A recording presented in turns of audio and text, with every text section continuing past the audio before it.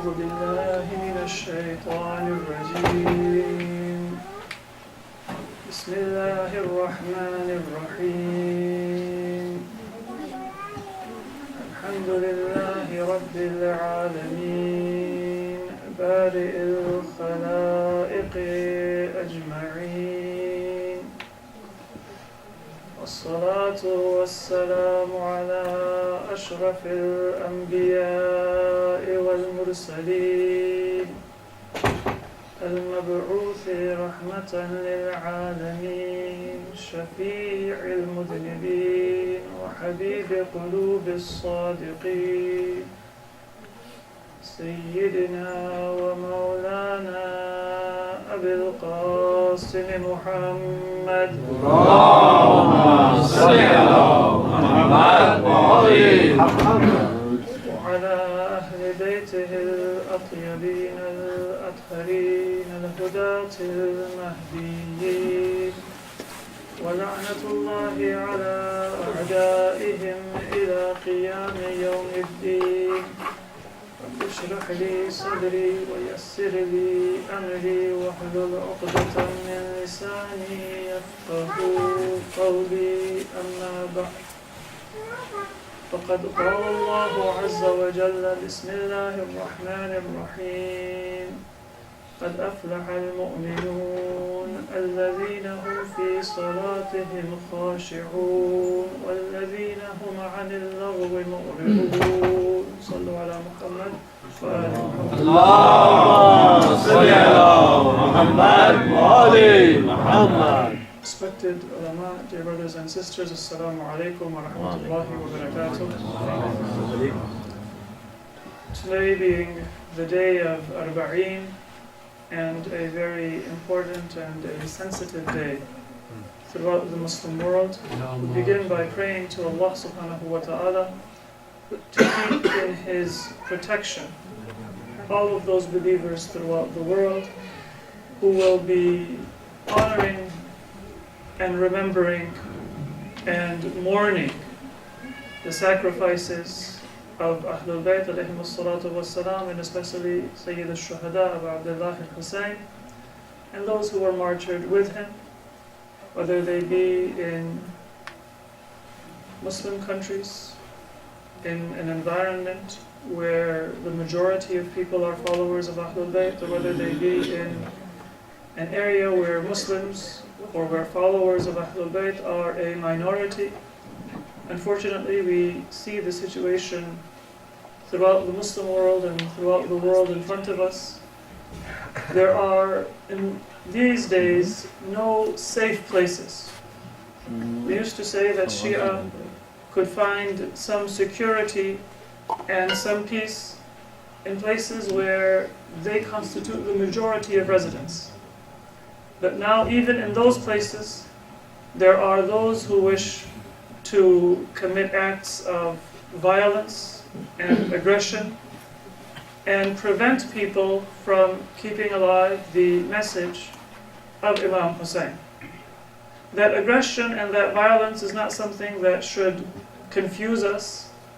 It is not just animosity against a group of people today, but it is really a continuation of that same animosity through which the Prophet of Islam himself suffered and through which Ahlul Bayt alayhimus salatu wassalam suffered. And it is not these ignorant people who are uneducated, often illiterate, who are the brains behind these types of acts of violence and aggression. But it is people who know very well what the results of a general awareness of Karbala are for the Muslim family and for society, and who fear those results, and who fear that awareness, who are the source of this aggression and this violence. So we have two obligations.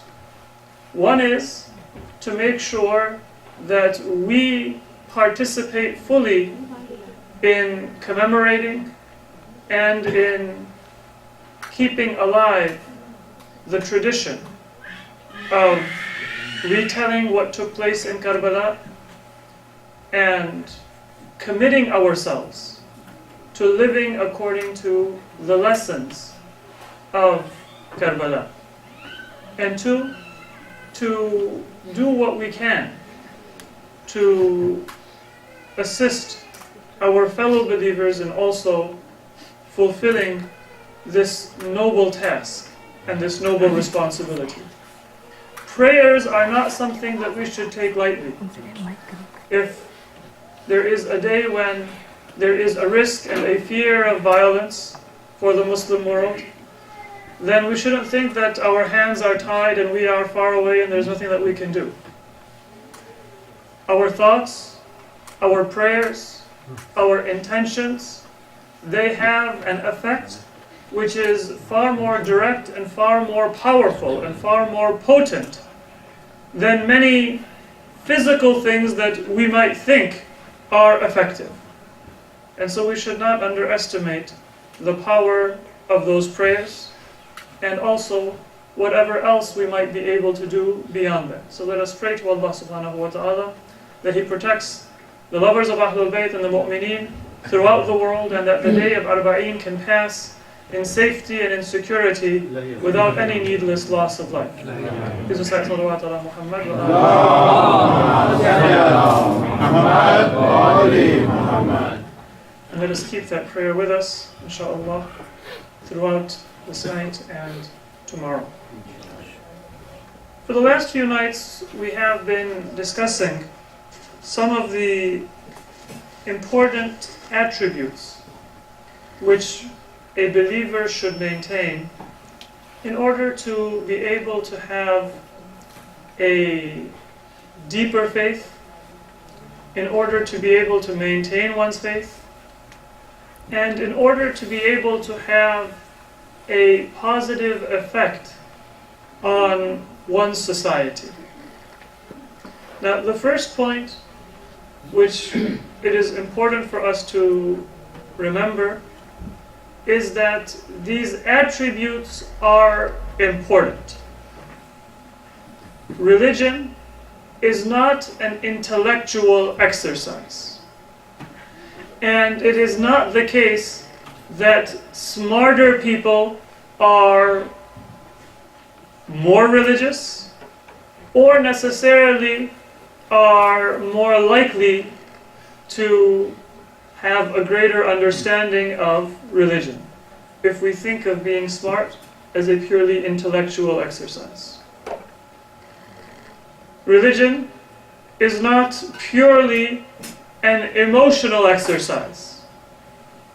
There are some of our believers who think that if you have a very strong aqidah or aqidat, and you have a very strong, sincere belief, then that is all you need. You don't need scholarship, you don't need learning, you don't need contemplation. Religion is simply that sincerity and that emotion. And that also is an incomplete picture. Religion is something which is very deep and very profound. There is a hadith of our Prophet of Islam, Muhammad Mustafa sallallahu alaihi wasallam. He says, "Inna hadha ad-deena mateenun." This religion is very solid, very profound, very deep. فَأَوْغِلُوا فِيهِ بِرِفْقٍ. So enter into it with some humility and with some thought and with some contemplation. When we think that religion is easy and we can have it all figured out, then we run the risk of doing more damage to ourselves and our own religiosity and our own practice and the faith of our families and others than benefit, even with good intentions. If you consider a task to be simple, then you won't give it the required thought. And you won't step back and learn from your mistakes and grow and develop. And that's something that we see is a major affliction in the Muslim world. Broadly speaking, the violence and the aggression that I alluded to earlier, and even within our own Shia communities and our own community of followers, many problems and many differences that we have, they come from people thinking that everything is very simple and there is one solution.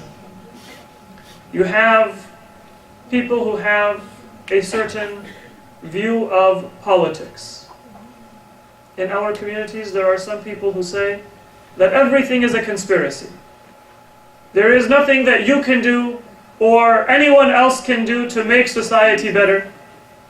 If you vote, it is a waste of time. If you keep up with politics, it is a waste of time because this is just something on the surface and there are many conspiracies behind it. And sometimes they spend a great deal of energy and a great deal of time convincing themselves and convincing others about the futility of anything which might make a change, marginal or a meaningful change within society. And they think that this is something which is right and solid and non-negotiable. And then of course there are people at the other end who say that the one thing that Muslims need more than other and the one thing that Muslims lack more than anything else is that we are not socially involved, or that we are not politically involved, or that we are not linked in within these same institutions that exist within our society and within our country. Now, my point is not to say that one of these perspectives is right or the other perspective is right. My point is not also to say that these are two extremes and the correct opinion is somewhere in the middle. That is also very easy for us to do, to artificially draw two extremes and then artificially say somewhere in the middle, that is the happy medium, where the porridge is just right. But that is also not something which is necessarily a solution.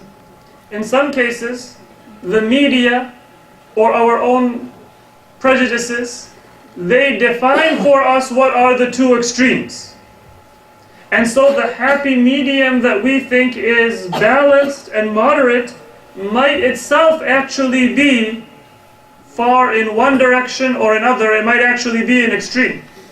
We don't realize it because we have defined our horizons wrong. That is the way that many people think of religion. They say that it is good to be religious, but you shouldn't be too religious. You should have balance and moderation. But there is no such thing as being too religious. Extremism in religion, if it is extremism in dedication to religion, is not extreme. You can't have too much of a good thing, no matter what the saying might say. You can have too much of something which in a small quantity is good, but when you have more than that small quantity, it is no longer good. As long as it is good, the more you have of it, the better it is. When we say that you have too much of a good thing, what we are really saying is not that you have too much of a good thing. What we are saying is that you have too much of something such that that excess is no longer good. So if food is good for you, you can't have too much of food, because food is good for you up to a certain limit. More than that, it is no longer good. Had it been good for you, you never would have been able to have too much of it. You should have sought more and more of it. Religion is something that is good in every amount and in every quantity. The deeper you go in hadha dina mateen, the deeper you go, the more depth there is. The more profound you become, the more profundity you will discover. There never comes a point where you say that you have too much religion, and therefore now it is harmful for you. It is bad for you. You should cut back and do something for another goal. Within religion, you will find that there is a message that says it is time to stop praying and time to stop fasting, and it is time to go and see what your family needs. A person who prays too much and does not give time to his or her family is not being too religious. They don't have too much of a good thing. They don't have enough of a good thing. Because they have only looked at one part of religion and they have ignored another part of that same religion. If a person doesn't have any recreation, then that person is not religious. The Quran tells us to travel and see how it is that Allah has كيف بدأ الخلق, how it is that Allah has created the world. And in a well-known hadith, our first Imam, Amir al-Mu'mineen, Ali ibn Abi Talib, he says that every believer should make a plan and should actually plan for some time within their life for recreation in those things which are halal. It's not something that is left over time, but it is something that we should actually schedule in and plan for, in order to make sure that our body and our soul are fresh. There are ahadith that tell us that don't make ibadah something which you dislike. Don't force yourself to pray when your heart is not in it. Because you might finish that one prayer, but then you're not going to do it again. Slowly develop your stamina and your ability to appreciate the beauty and the ladha, the delicate taste of worship. But don't force yourself all at once. So these types of mistakes which people make in their practice of religion, they are not a sign of being over-religious or being too religious. They are all a sign of being insufficiently religious. Religion itself is something which you can never have too much of. Religiosity and the practice of Islam is something that you can never have too much of. And that is something which we find reflected in the school of Ahlul Bayt alayhimus salatu wa salam. Please recite salawat.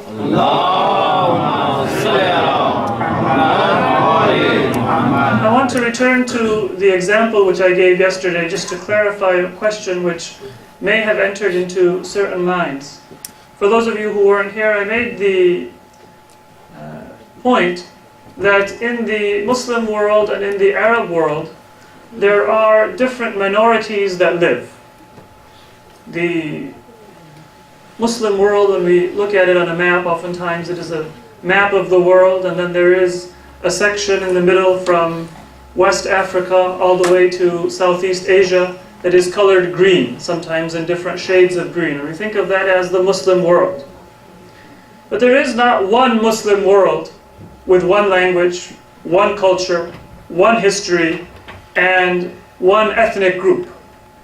It is a very complex and a very rich civilization with a very diverse history and a very diverse makeup. And within each and every part of that Muslim world, there are different minorities that live, some of which were present before Islam and which have preserved their history until the present day. In many cases, it is a testament to the strength of Islamic society and civilization that it has allowed those other religions and those other communities to flourish and to exist unmolested to a large extent, at least if you compare it with any other part of the world, for that long history of many centuries and more than 1,000 years in some cases. For those communities to exist, that is a testament to what Islamic society was able to achieve in terms of diversity and in terms of openness. We have an Assyrian Christian community. We have an Armenian Christian community. I'm speaking about the Arab world. We have an Orthodox Christian community. There are Jewish communities.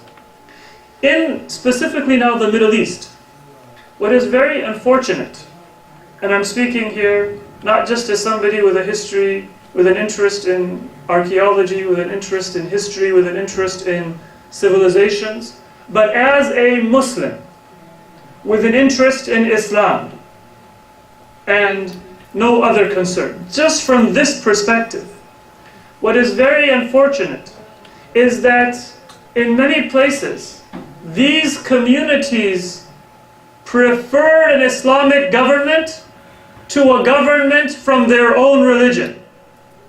If you look at history, the Muslims did not come as unwelcome guests in many places where their armies came and where they conquered. But they were often welcomed. And they were often seen as protectors of people who had been oppressed by members of their own religion and by their ruling classes. And Islam preserved the diversity of those lands, in some cases, for almost 14 centuries now. But in our time, in front of our eyes, we are seeing much of that history and much of that diversity vanish. As followers of Ahlul Bayt, we have a special sensitivity when there is aggression and when there is violence directed at our houses of worship and our masajid and our shrines and mazarat. This is certainly a great tragedy. But this is a symptom. And the disease has afflicted not just the followers of Ahlul Bayt and not just the shrines of Ahlul Bayt, but it has also afflicted many other houses of worship. It has afflicted other schools of thought within Islam, and it has afflicted other religious communities as well. Now, whatever tragedies the lovers of Ahlul Bayt may suffer, in Bahrain, for example, or in Iraq, or in Syria, or in Lebanon, or in the eastern provinces of Saudi Arabia or other places in Yemen, each human life is sacred. Every tragedy is something which must be remembered and must be condemned.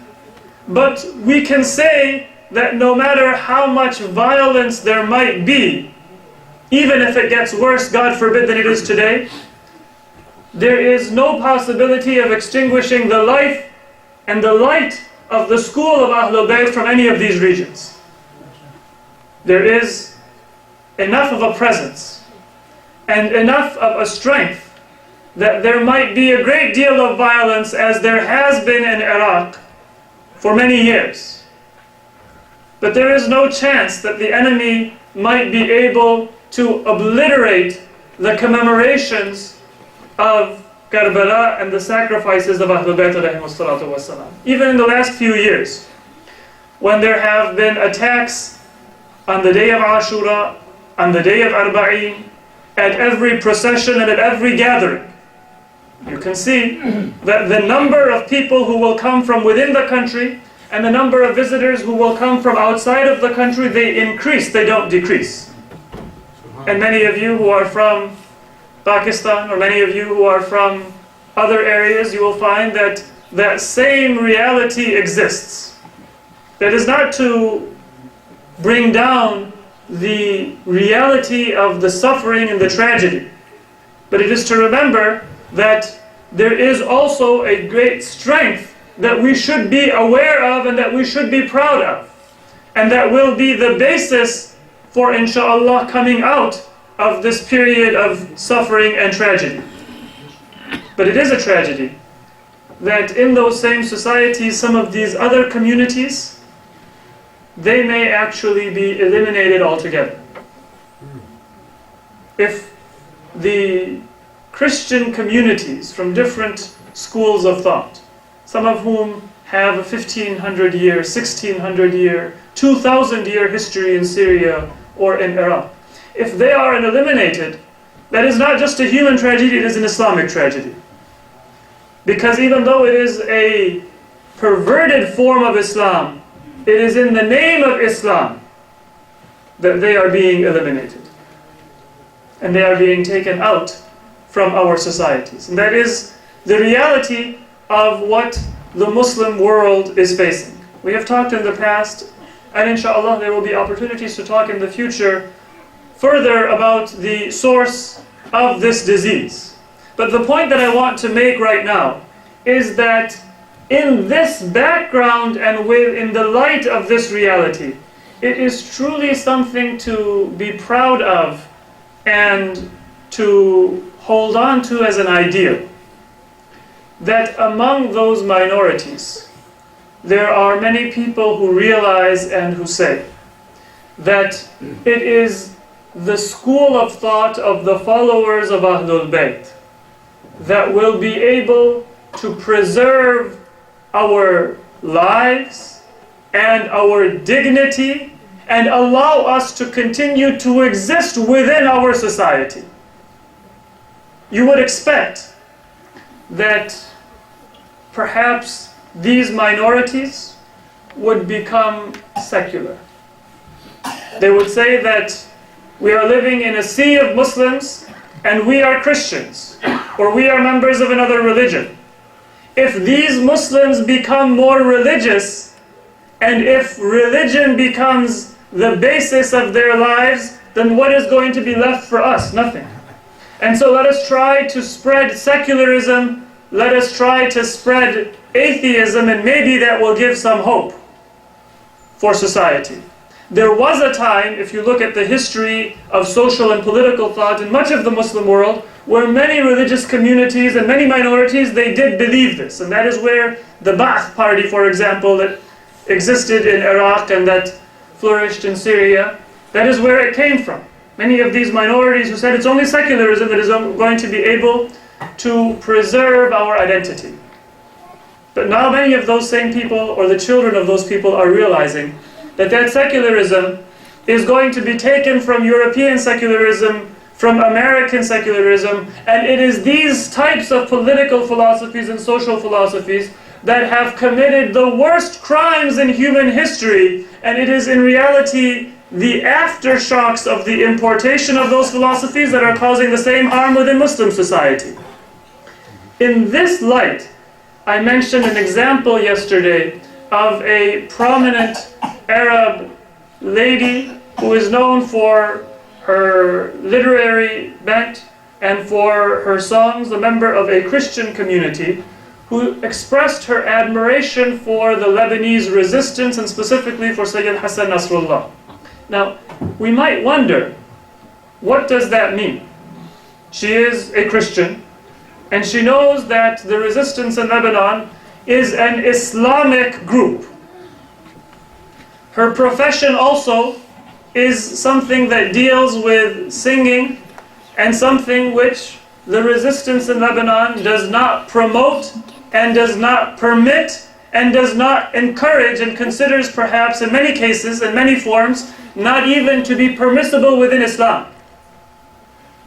This same lady actually, after the 2006 war between Israel and Lebanon, she composed a song and dedicated it to the resistance, and the TV channel of the resistance, Al-Manar, politely declined that because of their religious values, they would not broadcast that song. So somebody who is living in that society knows that this is a religious party. They don't believe in the permissibility of every form of entertainment. Why would such a person say that I have admiration for this group? Why would such a person say that it is this group which, if they flourish and if they succeed, will be able to protect the life and the dignity of every member of society? It seems as if it is a paradox, is it not? In our own experience, if somebody has a preference for that kind of entertainment, then they will not want to live in an Islamic society. They will not want to live in a religious society because they feel that it is going to restrict them, and they feel that it is going to prevent them from doing what they want. But this comes from a proper implementation of the values of Sharia, a proper application of the attributes that Islam wants us to adopt within ourselves. That even if we as believers are far from any vice or from any kind of sin, people who may follow different religions or maybe from different schools of thought, they will recognize within us a commitment to the truth, and a willingness to stand up and to sacrifice for the truth. And when push comes to shove, then they will place their trust and their hope within us to be able to not only stand up for our rights, but for their rights as well. Please recite salawat ala Muhammad.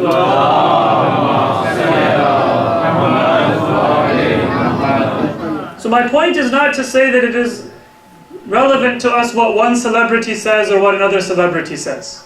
What is important for us is to be able to be that kind of believer, where even somebody who does not follow Islam properly, even though they might be a Muslim, or somebody who is not even a Muslim and doesn't even believe in this Sharia, let alone practice it, would not hesitate to say that if there is somebody who is going to stand up for what is right and is going to try to establish a just society, then it is this Muslim. This is what I am saying, that there is no such thing as extremism in religion. Every extremism is irreligious, because the more religious you become, the more you will stand for what is right. And the more people of conscience, from whatever background or whatever religion they might be, they will be able to appreciate what kind of person you are. Now, this is not something which everybody understands, but it is a natural process of discovery which comes when society goes through different tests and different trials. And we shouldn't try to rush the process. How long did it take for people to come to Imam Ali alayhi salatu wasalam after the Prophet?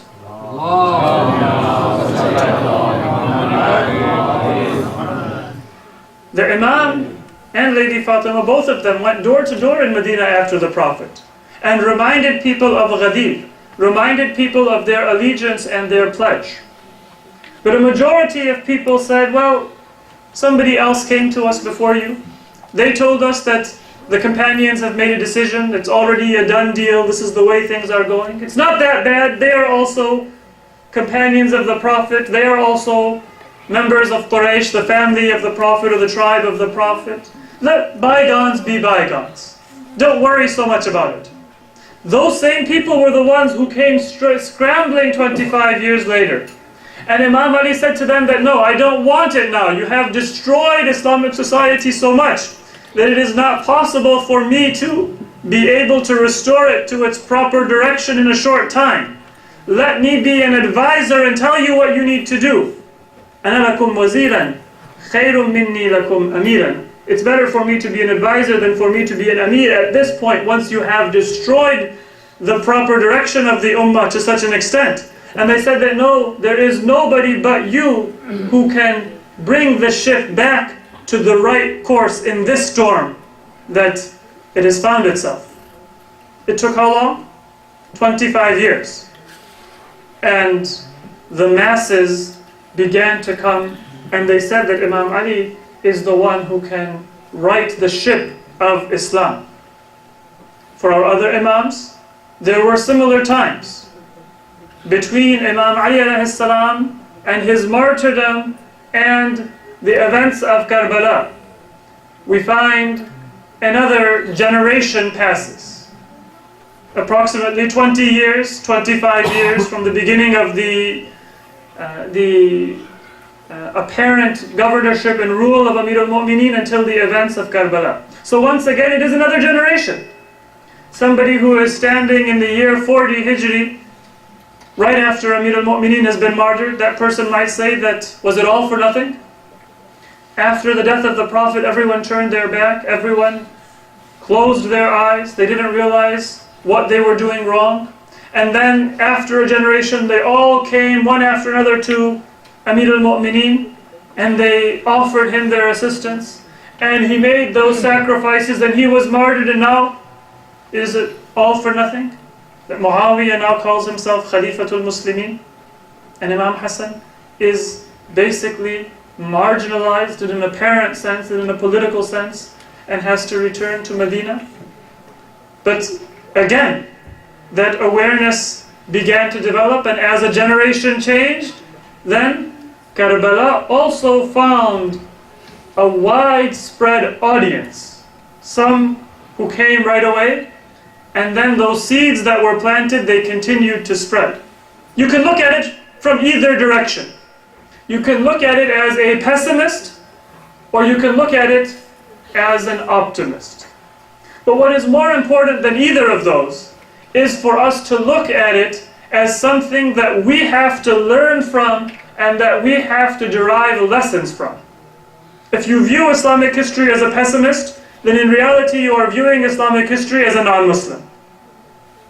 Because it means that you don't believe that Allah had a purpose for every test and every trial that He placed the Muslim Ummah and each and every member of this Ummah through. If you view Islamic history as an optimist, then you are viewing it as the successive fulfillment, one day after the next, the fulfillment of Allah and His purpose for the community. But that is not enough. Because if you view Islamic history as an optimist, you might come away with the final decision that Allah has a purpose and the ways of Allah are mysterious. And one day the Imam will return and he will rectify all of the wrongs in society. He will right all of these wrongs. He will restore justice after injustice. And that is true.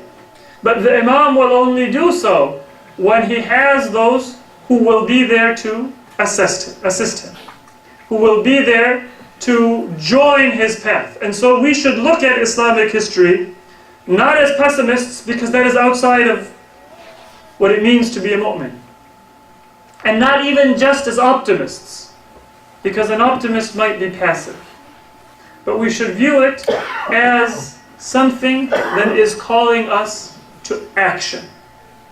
And the action that it is calling us to is to develop the attributes of a mu'min, the attributes of a believer, the attributes because of which even a non-Muslim can say that it is a Muslim who is going to be the source of strength and stability and righteousness within society. Sallu ala Muhammad wa alihi.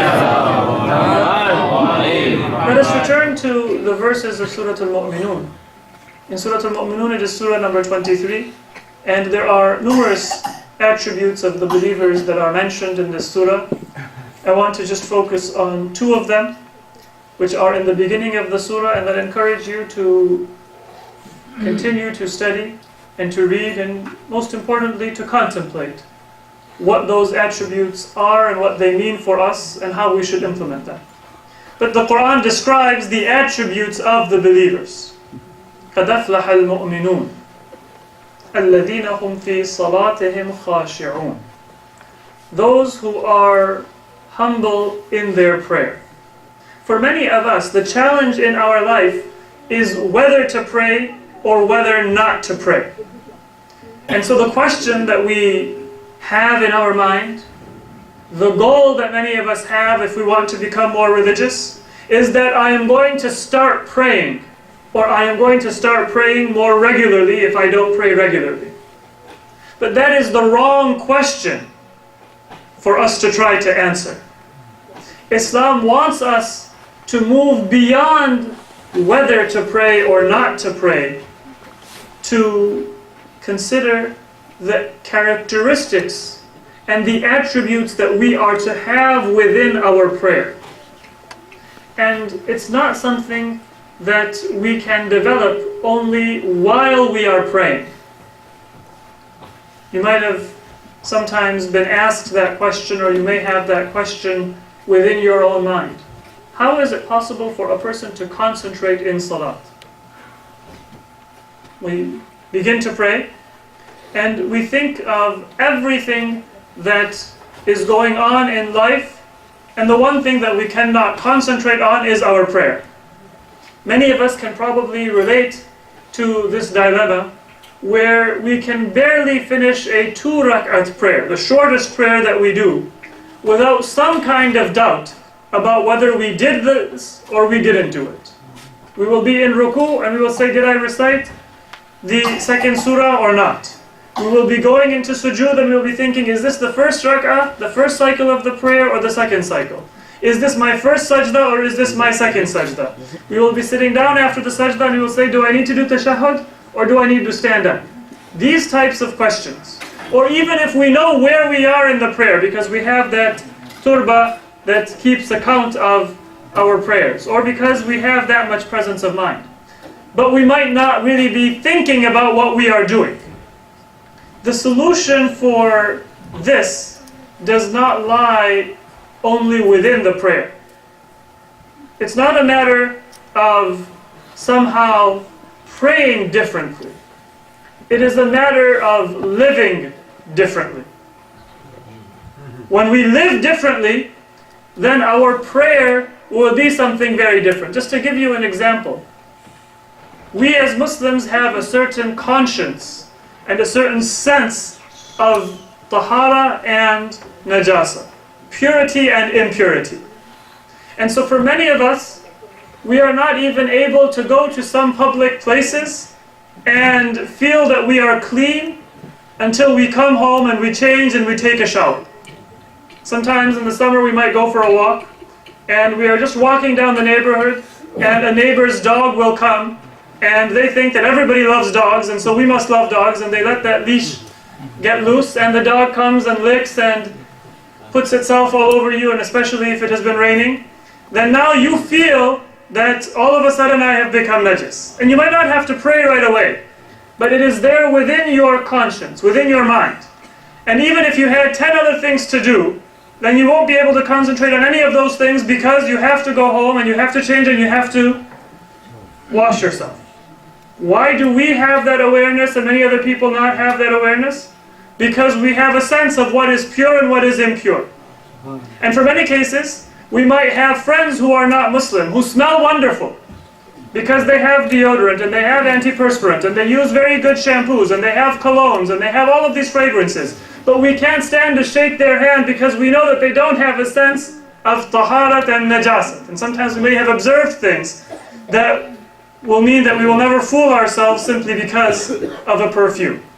Now, I'm just giving a general background because I don't want to mention any specific examples, but all of us have lived this and we have experienced it and we know what we are referring to.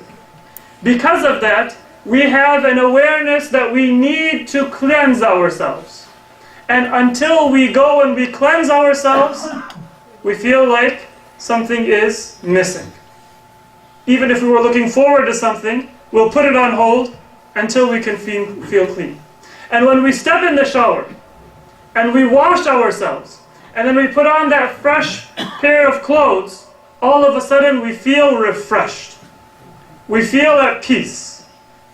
The reality is that when Islam has given us a sense of physical tahara and najasa, it is to prepare us to also have a sense of spiritual tahara and najasa. That conscience should also be present within us. And so if I am uncomfortable when my neighbor's dog rubs against my pants, but I am not uncomfortable when I'm sitting on the bus and I'm listening to all different kinds of messages on the radio or all different kinds of entertainment, or I'm going through my day and I'm exposed to so many things which I know are distracting me from what is important in life, then I might go in the shower and cleanse myself and feel refreshed. But I won't find any meaning in my prayer because I don't feel that my soul needs to wash itself.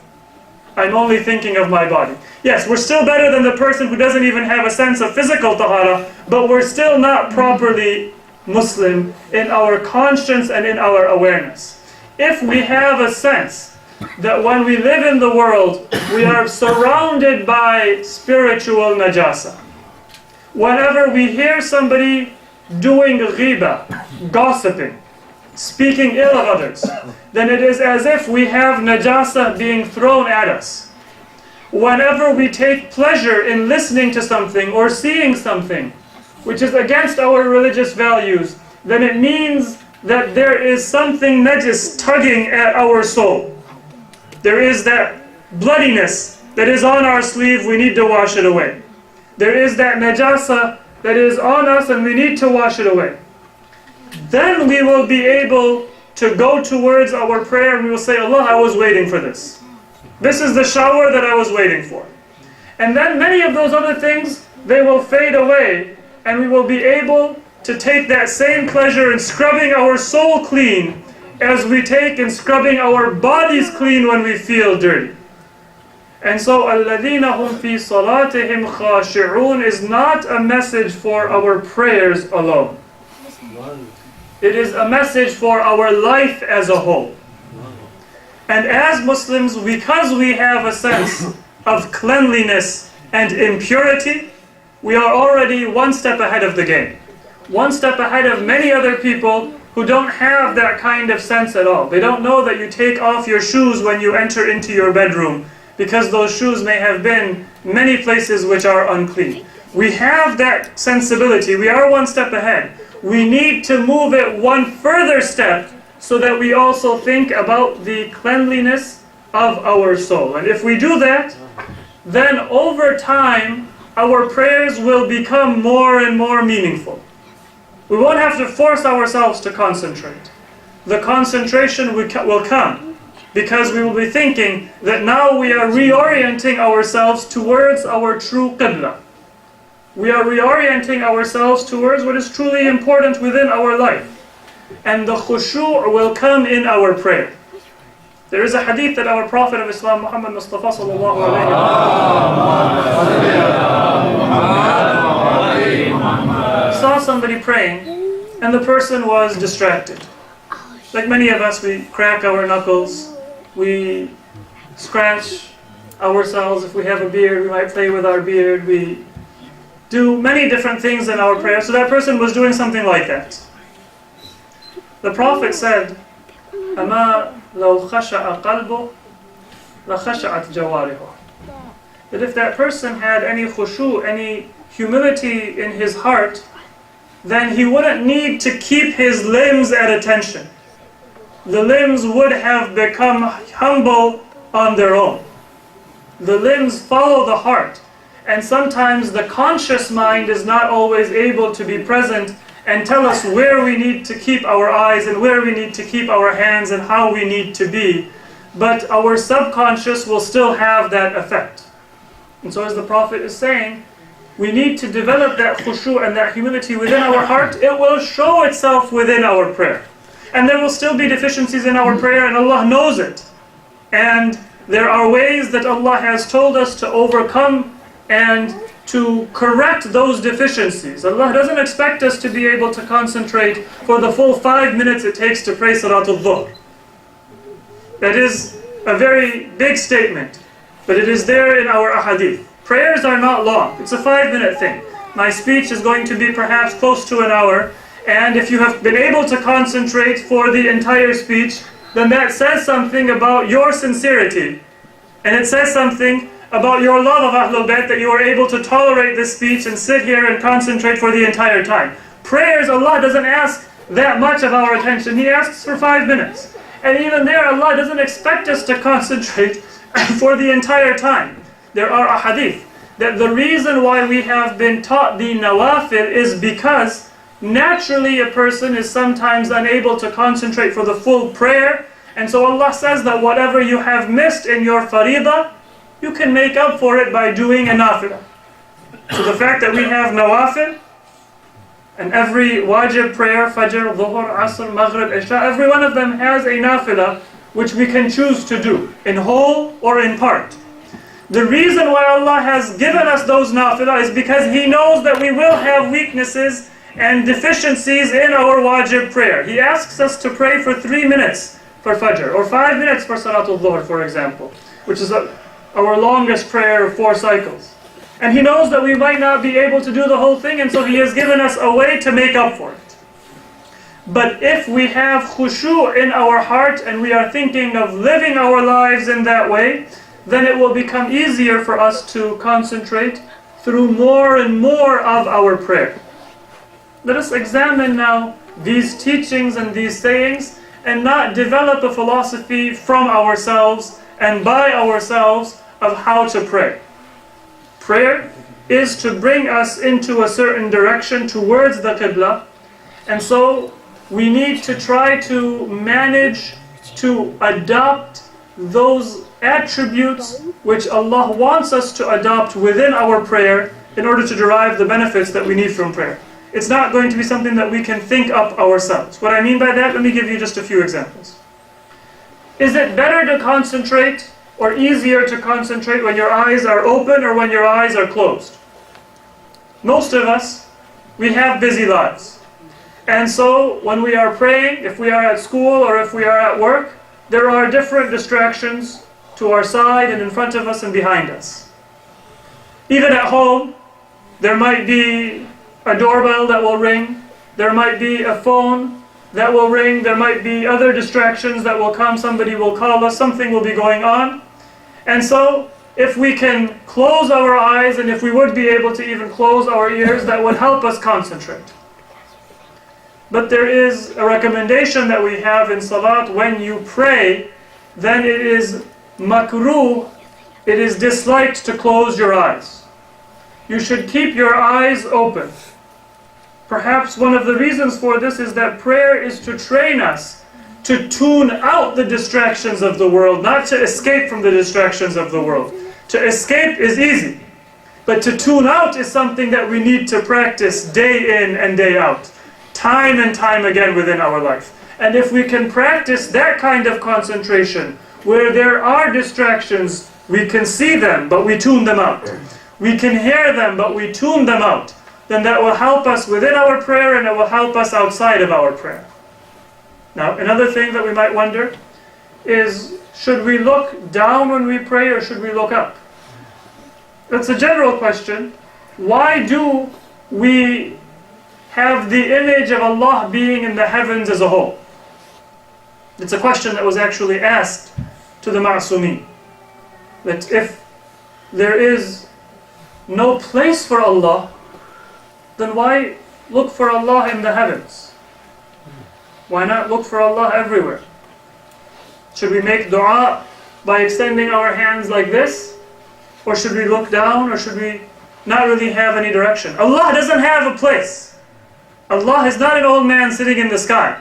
So why should we look towards the sky when we make dua? Should we or should we not? And the answer was given that, as the Quran says, وَفِي السَّمَاءِ رِزْقُكُمْ وَمَا تُوعَدُونَ.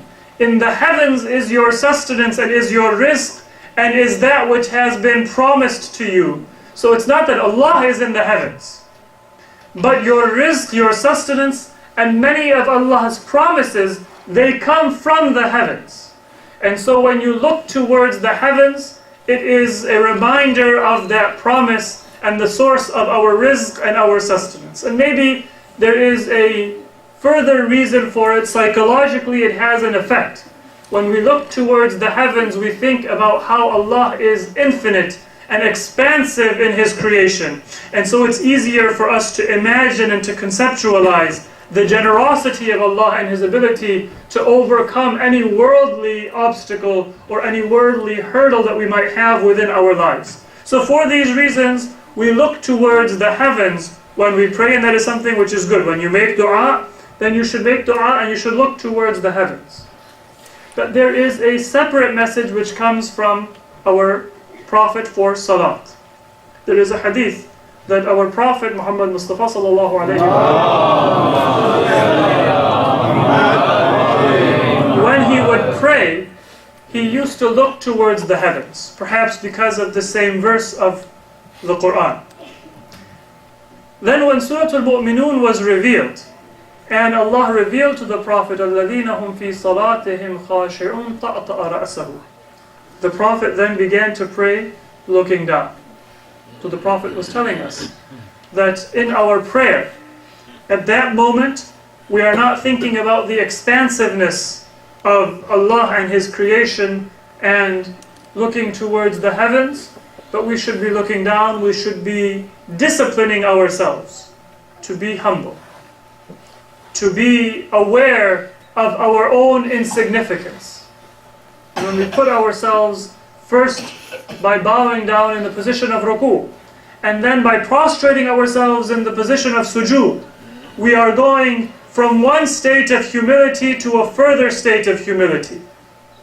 a person who does salat, even when we're standing up, it is a humble posture to be looking at the ground and not looking ahead or not looking up. And then when we go into ruku, it is a further state of humility. And then when we go into sujood, it is the greatest state of humility and vulnerability that a person can put him or herself in this world. A person who does prayer, or who has prayed in their life, should not be able to speak arrogantly to his wife or to her husband or to a friend or to a community member. If we are able to bring ourselves to be arrogant outside of our prayer, then we have to wonder, are we khashi' in our prayer? Are we being humble in our prayer itself? How can I look down at the ground and stand before Allah and say that I am nothing except for the favors that Allah has given me, and then look at a fellow human being, anyone, and be arrogant to that person or be dismissive of that person? So that is one attribute in Surah Al-Mu'minun, and then we quickly just introduce us with the second attribute that was in the verse I recited at the beginning of my speech, وَالَّذِينَ هُمْ عَنِ اللَّغْوِ مُعْرِضُونَ. The second attribute of believers is that they do not have any interest in that which is lagh, which is without benefit. 3 quick messages. There is a hadith that lagh refers to al-ghina wal-malahi, singing, instruments, this kind of amusement which was prevalent throughout human history, and generally we might say that it is art, we might say that it is civilization and it is culture, and not all forms of artistic and poetic and even musical expression are necessarily haram in Islam. But let us also not fool ourselves. A majority of these forms of entertainment exist because people want to distract themselves from something that is more important. There are forms of poetic and cultural and even musical expression which might be admirable. But the majority of these types of activities, they are an entertainment that takes a person away from Allah and away from worship and away from a sense of their religious obligations. And so the hadith tells us that this ghina and these malahi, these forms of amusement, they are lagh. If they do not have a severe harm, they don't have a benefit either. That is one level of lagh, which the believers turn away from. The second level is mentioned in another hadith from our 6th Imam, Imam Ja'far Sadiq alayhi salam.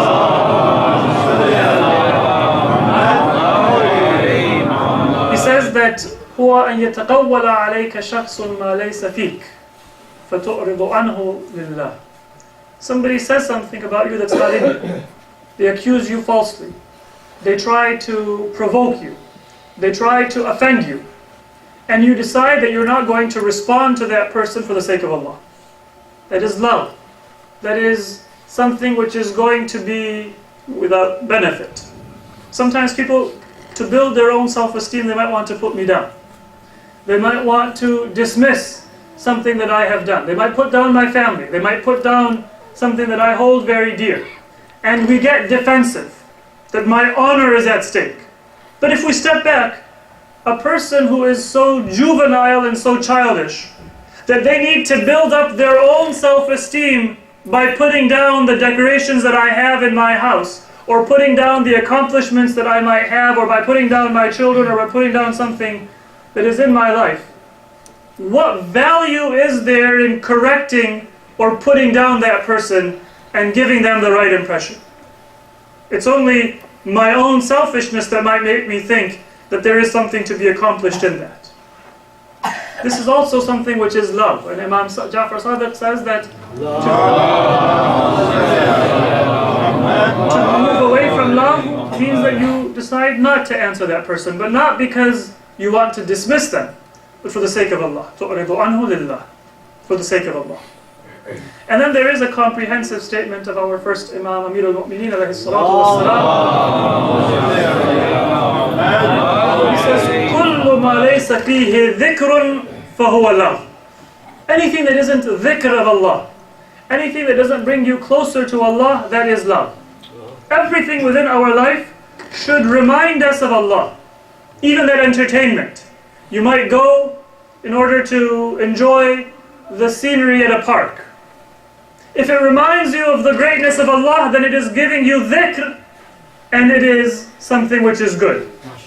But if it's distracting you, then it is love. So it's not the superficial act that constitutes what is love, but it is the effect that it has on your soul, that which brings you closer to Allah and increases your state of remembrance and dhikr. That is something which a believer has an inclination towards. And that which takes us away from Allah subhanahu wa ta'ala and distracts us, that is something which we move away from. Dhikr is to be our slogan, and anything which removes us from that, that is to be what we avoid. And the greatest type of dhikr, and the greatest cure that we have from love, is to remember the martyrs of Karbala. Because that was the practice of the Prophet himself, even before Karbala took place. That was the practice of our Imams, even before Karbala took place. That was the practice of Imam Ali, and that was the practice of Lady Fatima, and that was the practice of Imam Hasan, and that was the message of Imam Hussein. And then once the events of Karbala took place, then there was remembrance, there was poetry, there were majalis, and then there was ziyarat. یہ زیارت کا سلسلہ کہاں سے شروع ہوا؟ اگر آپ تاریخ دیکھیں تو میں کہوں گا کہ امام حسین کا سب سے پہلا زائر شام غریبہ میں ہمیں ملتا ہے. کہ شام غریبہ جب آتی ہے تو امام کی ایک کم سن بیٹی ہے جو دیکھتی ہے خیمے جل چکے ہیں، دیکھتی ہیں کہ اشقیاء خیموں کے اندر داخل ہو چکے ہیں، بی بی زینب پریشان ہیں، ام کلثوم مصروف ہے بچوں کو سمیٹنے کے لیے، اور ایک امام کی بیٹی سکینہ ہے جو خیموں سے نکل کے مقتل کی طرف جاتی ہیں اور فریاد کر رہی ہوتی ہیں کہ بابا بابا آپ نے مجھے کس حالت میں چھوڑ دیا. اور وہ آگے بڑھتی ہیں اور مقتل سے ایک آواز آتی ہے الیہ الیہ بنیہ. جناب سکینہ اس آواز کی طرف اندھیرے میں آگے بڑھتی ہیں اور دیکھتی ہیں کہ ایک لاشا ہے کہ جس کا سر بھی نہیں ہے. بی بی سکینہ اس لاشے پہ اس کے اوپر اپنے آپ کو گرا دیتی ہیں اور اسی حالت میں سو جاتی ہیں. کئی گھنٹے بعد جب جناب زینب بچوں کو اکٹھا کر چکی ہیں اور دیکھتی ہیں کہ بی بی سکینہ ان بچوں میں نہیں ہے تو ام کلثوم کی طرف اشارہ کرتی ہیں اور کہتی ہے کہ ام کلثوم کیا آپ نے اس رات جناب سکینہ کو دیکھا ہے؟ ام کلثوم نے کہا کہ نہیں میں نے بھی نہیں دیکھا. تو دونوں بہنیں نکلتی ہیں مقتل کی طرف جاتی ہیں اور پکارتی رہتی ہیں کہ سکینہ بتاؤ کس طرف ہو؟ امانت ہے یہ امام حسین کی اور وہ امانت اب زینب کو نہیں مل رہی. تو جب وہ ڈھونڈتے ڈھونڈتے آگے بڑھتی ہیں تو مقتل کی طرف آگے بڑھتی ہیں، دیکھتی ہیں کہ وہاں پہ ایک بچی کی سونے کی آواز آ رہی ہے. آگے بڑھتی ہیں، دیکھتے ہیں کہ جناب سکینہ امام حسین کے لاشے کے اوپر سو رہی ہیں. اٹھاتی ہیں بچی کو اور پوچھتی ہیں کہ سکینہ بتاؤ آپ کو کیسے پتہ چلا کہ یہ تیرے بابا کی کا لاشا ہے؟ تو جناب سکینہ نے واقعہ بتایا کہ میں پریشان تھی، اندھیرا تھا، مجھے نہیں پتہ تھا میں کس طرف جا سکتی ہوں. تو مجھے آواز آئی اور میں نے اس آواز کی طرف اپنے آپ کو آگے بڑھایا اور مجھے اپنے بابا کا جنازہ ملا. یہ پہلی زیارت تھی جو کربلا کے واقعے کے بعد امام کی ہوئی. دوسری زیارت اسی طرح سے دردناک ہے. 12 محرم کا دن ہے اور بنی اسد کے قبیلے والے اب آگے بڑھ کے مقتل کی طرف دیکھتے ہیں. بنی اسد کے قبیلے کی عورتیں اور بچے کہتے ہیں اپنے مردوں سے کہ اب جب تم نے امام کی مدد نہیں کی تو کم از کم امام کی وصیت پہ عمل کرتے ہوئے ان جنازوں کو دفنا دیا جائے.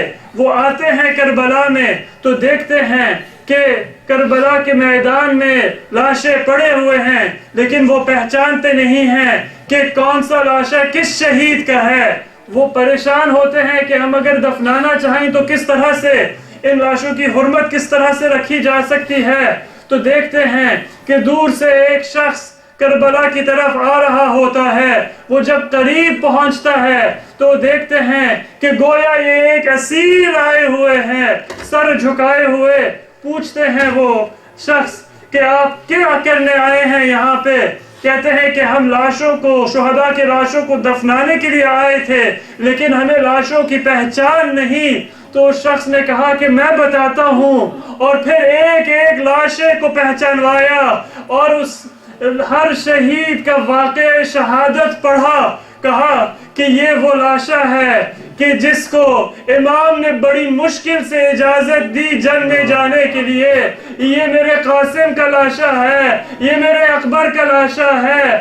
آگے بڑھ کے کہا کہ یہ میرے چچا عباس کا لاشا ہے۔ پھر ایک لاشا تھا کہ جو سب سے زیادہ زخمی تھا، جس کے بدن پہ نہ کفن تھا نہ لباس تھا، جس کا سر بھی کٹا ہوا تھا۔ اس لاشے پہ جب امام زین العابدین پہنچے تو زبان سے کچھ نہ کہا، اپنے آپ کو لاشے کے اوپر گرا دیا۔ کہا کہ اے بابا، کیا کر دیا دشمنوں نے، اشقیاء نے کیا کیا؟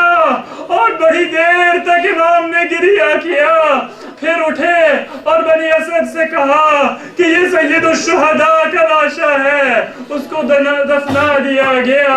یہ دوسری زیارت تھی جو کربلا کی ہوئی، اور تیسری زیارت وہ زیارت 40 چہلم کے دن کی زیارت تھی کہ جب جابر ابن عبداللہ انصاری، اس وقت صحابی رسول جابر ابن عبداللہ انصاری ضعیف تھے، نابینا تھے، لیکن بڑھاپے میں جیسی ہی مدینے میں خبر ملی کہ نواسہ رسول کو شہید کر دیا گیا، تو اپنے ایک ساتھی اور ایک شاگرد عطیہ لوفی کو اپنے ساتھ لیا اور کہا کہ میری رہنمائی کرو، مجھے کسی طرح کربلا تک پہنچا دو۔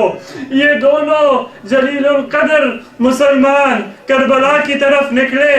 جب قریب پہنچے تو جابر نے کہا کہ مجھے فرات کا راستہ دکھا دو۔ فرات میں جناب جابر ابن عبداللہ نے غسل کیا، زیارت کا لباس پہنا، اور پھر کہا کہ مجھے قبر حسین تک پہنچا دو۔ عطیہ نے کہا کہ یہاں پہ قبر کی کوئی علامت نہیں ہے، مجھے کیسے پتا چلے گا کہ امام کی قبر کون سی ہے؟ جابر نے کہا کہ آپ کو جنت کی خوشبو نہیں نظر آ رہی؟ میرا ہاتھ پکڑو، میں بتاتا جاؤں گا کہ میرے محبوب کی قبر کہاں ہے۔ جابر آگے بڑھتے گئے اور ایک جگہ، ایک مقام پر پہنچے، اپنے آپ کو زمین پہ گرا دیا اور گریہ کیا، اے میرے محبوب، اے میرے رسول کے نواسے۔ جابر آپ کے استغاثے کو جواب نہ دے سکا، لیکن اب حاضر ہے، آپ کی زیارت کے لیے آئے ہیں۔ اور پھر جواب نے سلام دیا ان لاشوں پہ اور ان شہداء پہ، اور جب اپنی زیارت کہہ چکے تو جابر نے کہا کہ اے میرے مولا، اے میرے محبوب، کیا حبیب اپنے حبیب کے سلام کو جواب نہ دے گا؟ انا للہ و انا الیہ راجعون۔ وسيعلم الذين ظلموا أي منقلب ينقلبون